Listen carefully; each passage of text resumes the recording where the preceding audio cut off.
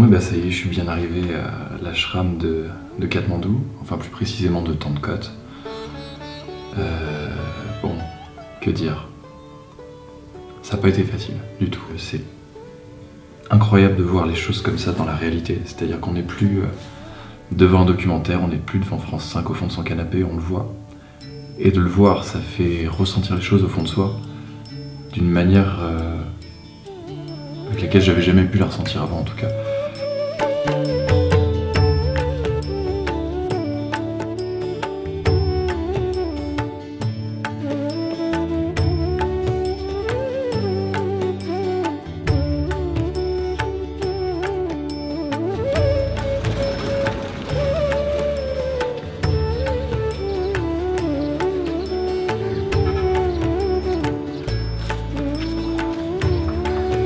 C'est donc au Sri Aurobindo Ashram de Tandkot que je suis accueilli le 12 avril 2016 après 26 heures de transport.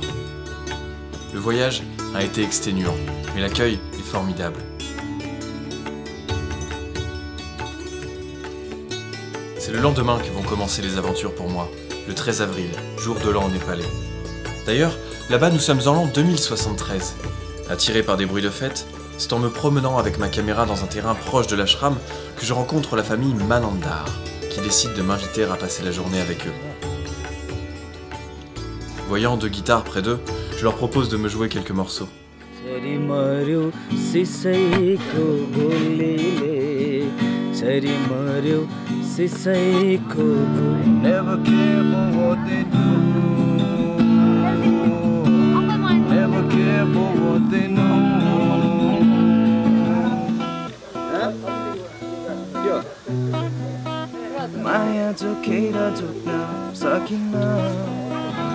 Oh, I wish you were here.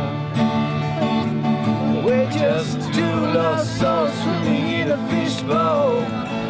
You told yourself years ago you'd never let your feelings show.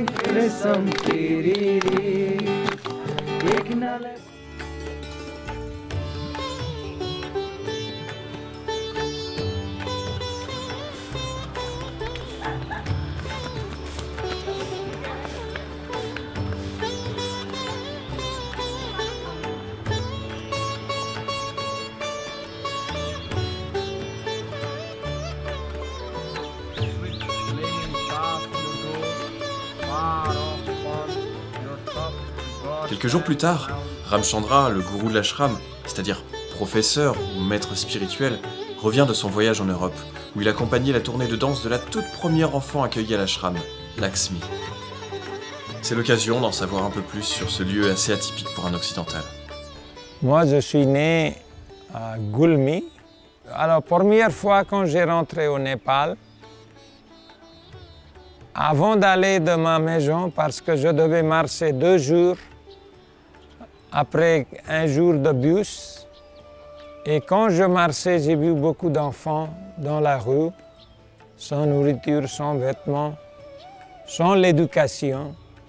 Alors j'ai pleuré, je me disais, avec la situation des enfants comme ça, notre pays, Népal, ne s'avancera nulle part. J'ai médité et là j'ai eu une idée en méditant que je devais faire quelque chose pour ces pauvres enfants et améliorer la situation du pays. Un ashram veut dire un lieu où on peut vraiment progresser intérieurement, spirituellement, matériellement. On pourrait dire un lieu, un endroit avec des gens qui ne sont pas de même race ou même secte ou même culture. Ça peut être de n'importe quelle race, n'importe quelle caste, n'importe quel idéal ou pensée ou philosophie, et vivre ensemble et aider ensemble et progresser pour améliorer la vie d'aujourd'hui.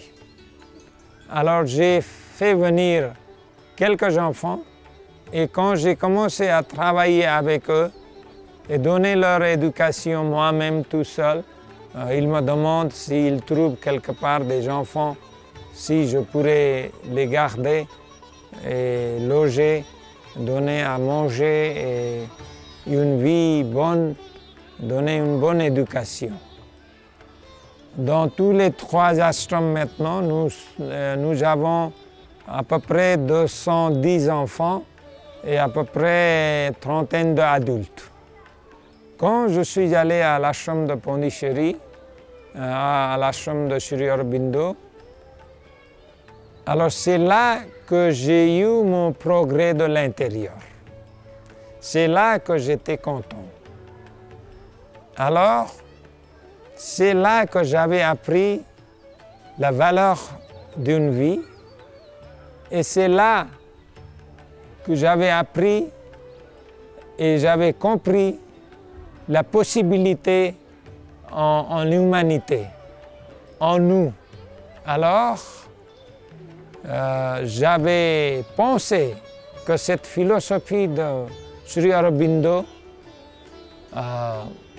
si je fais quelque chose ici avec son nom, dans son nom, ça va améliorer la situation de Népal. Alors dans ma vie, il y a quelque chose qui se passe très un peu étranger. Je suis né en 1963 et puis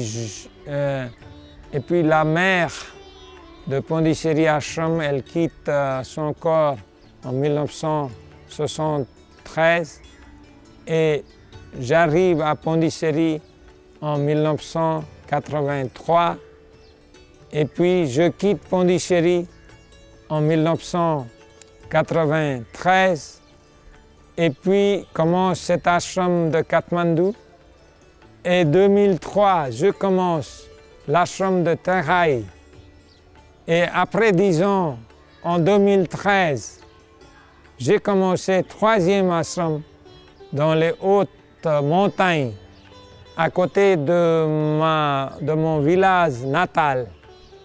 Mes enfants qui sont ici, alors eux, ils doivent construire d'autres endroits, d'autres ashrams, dans d'autres districts de pays. Mais j'ai fait une règle générale à partir de cette année, on n'avait pas fait cette règle avant, qu'il faut chacun qui termine leurs études de l'école supérieure, ils aident 1 an à l'ashram et puis après 1 an, ils continuent, s'ils veulent rester et continuer, et ils peuvent continuer à l'université ici à Katmandou et puis c'est l'ashram qui va payer tout pour les enfants. Alors en total, pour réparer tous ces bâtiments qui ont été démolis par le tremblement de terre, c'est presque 500 000 euros, ce que l'ingénieur nous a dit pour réparer au moins 500 000 euros équivalent d'argent, on a besoin. Parce que sans la base solide financièrement, on n'arrivera jamais. Dans l'ashram, il y a donc des gens du monde entier qui peuvent venir, notamment 2 Américaines qui m'ont appris ce jour-là à fabriquer les encens qui sont ensuite revendus sur les marchés. C'était leur jour de départ, alors une petite fête fut organisée, avec de la danse et un déroutant hymne à l'amour.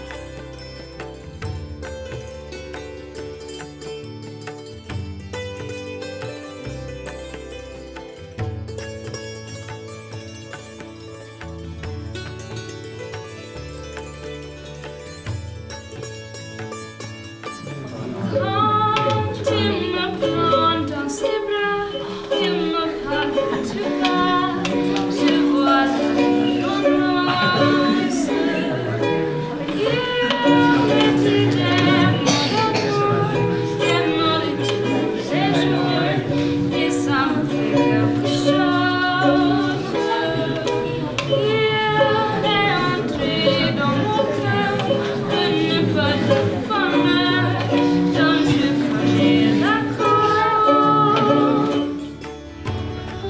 lendemain des 6 heures que nous rejoignions Katmandou pour aller vendre les produits de l'ashram dans les différents marchés bio de la ville.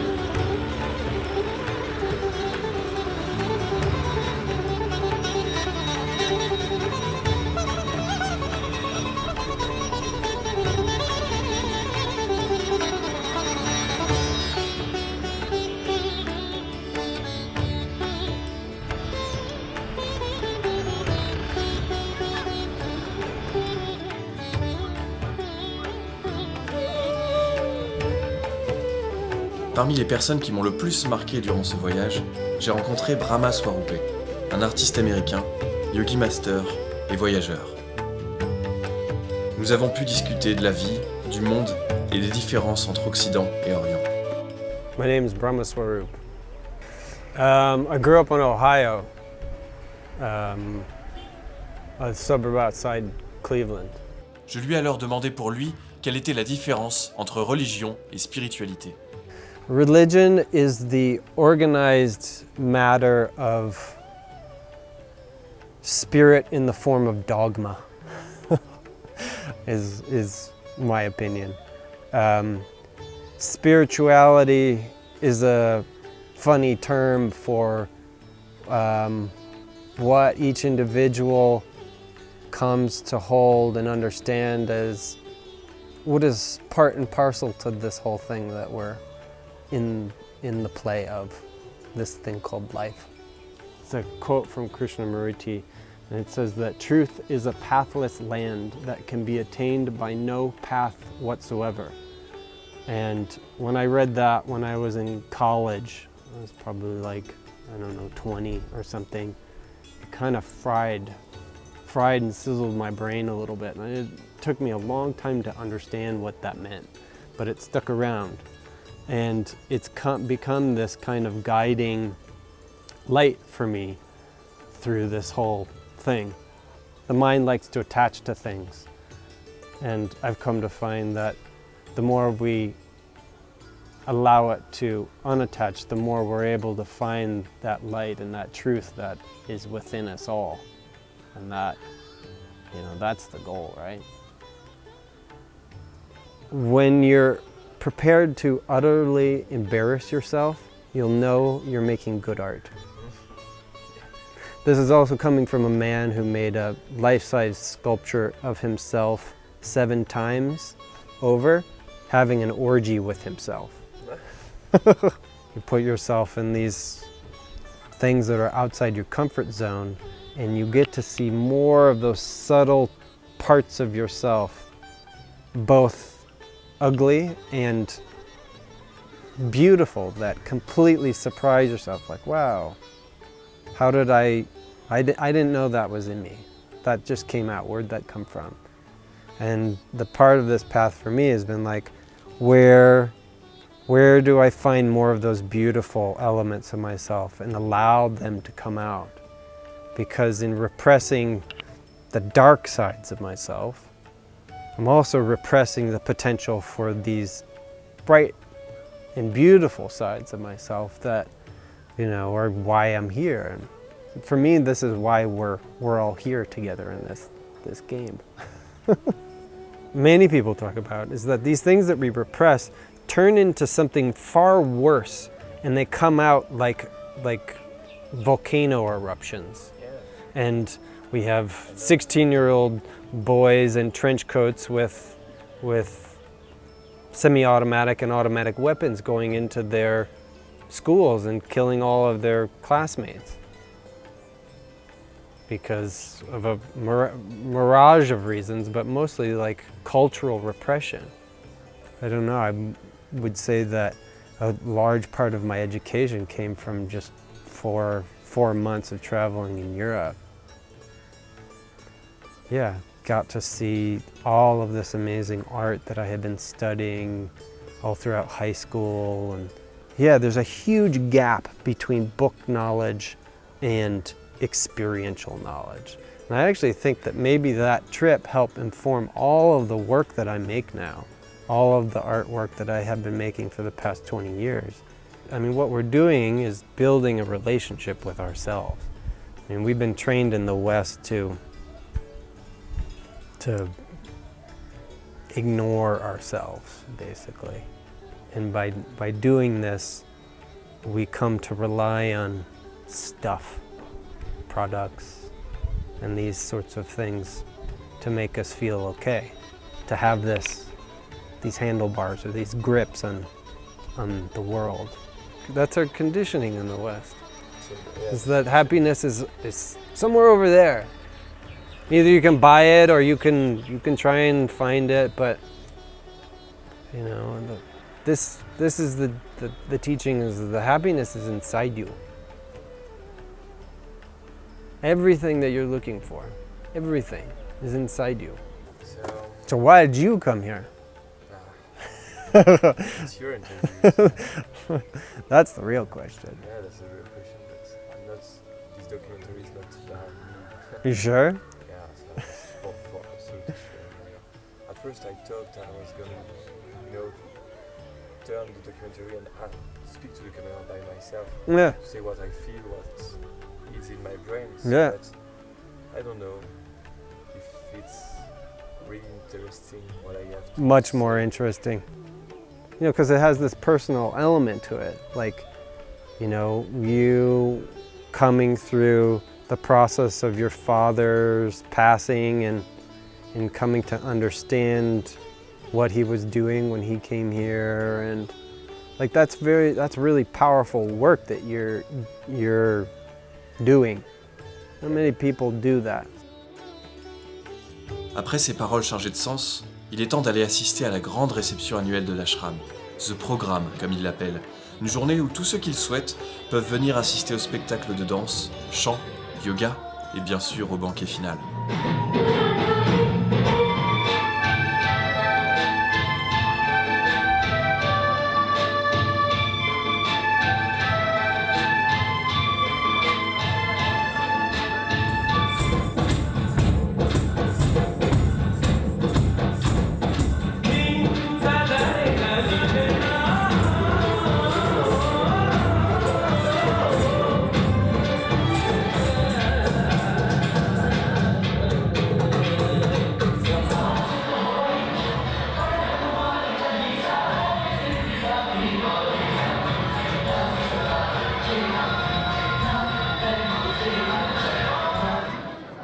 समाजमा के परेको छ भने हाम्रो यो पण्डित भनाउँदाहरूले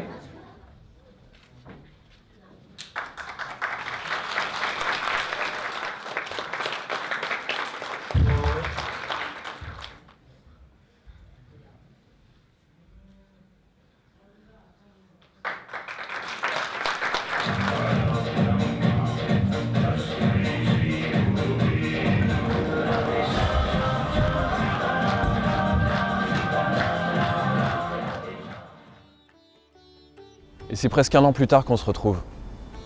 J'ai dû quitter le Népal de manière un petit peu précipitée au bout de seulement 15 jours. En fait, dès mon départ de France, j'ai eu tout un tas de doutes quant à savoir si j'allais tenir mentalement et moralement le fait d'être aussi loin de chez moi, dans un pays aussi différent qu'est le Népal, loin des repères matériels, des repères d'amitié que je pouvais avoir ici. En fait, la plupart de mes doutes se sont évanouis dès le deuxième jour, quand j'ai pu participer au Nouvel An népalais et quand j'ai été accueilli dans cet ashram. Parce que j'ai reçu un accueil qui a été vraiment extraordinaire et un accueil inoubliable. Le problème, c'est qu'au bout du 5e jour, je suis tombé très malade. J'ai mangé tout simplement une pomme lavée avec de l'eau du coin, quoi, de l'eau non traitée. J'ai attrapé la maladie du touriste. Et en fait, à mesure que je devenais de plus en plus malade, j'ai commencé à ressentir aussi une sorte de dépression au fond de moi. Et j'ai découvert que très tard, ce qu'était cette dépression s'appelle le syndrome de l'Inde. Et le syndrome de l'Inde, en fait, c'est dû à un changement très important de repères, notamment les repères que nous, on a en tant qu'occidentaux, qui existent aussi sous la forme du syndrome de Jérusalem, syndrome de Paris. En fait, ça touche toutes ces personnes qui s'attendent à voir quelque chose, ou qui ne s'attendent pas à voir quelque chose et qui se le prennent en fait, au coin du visage d'un coup, notamment la misère, la pauvreté, le mysticisme, la foule, les odeurs, le bruit, l'omniprésence de la mort. Vous pouvez vous trouver dans un temple et voir des cadavres en train de se faire incinérer, mais juste devant vous, c'est quelque chose qui est très inhabituel, il faut bien le dire, surtout vu mon passif. Et aussi, il m'a fallu un an pour transformer mes idées, pour transformer ma mentalité, transformer tous ces échecs en essais, transformer toutes ces erreurs en leçons et transformer tous ces obstacles en nouveaux défis.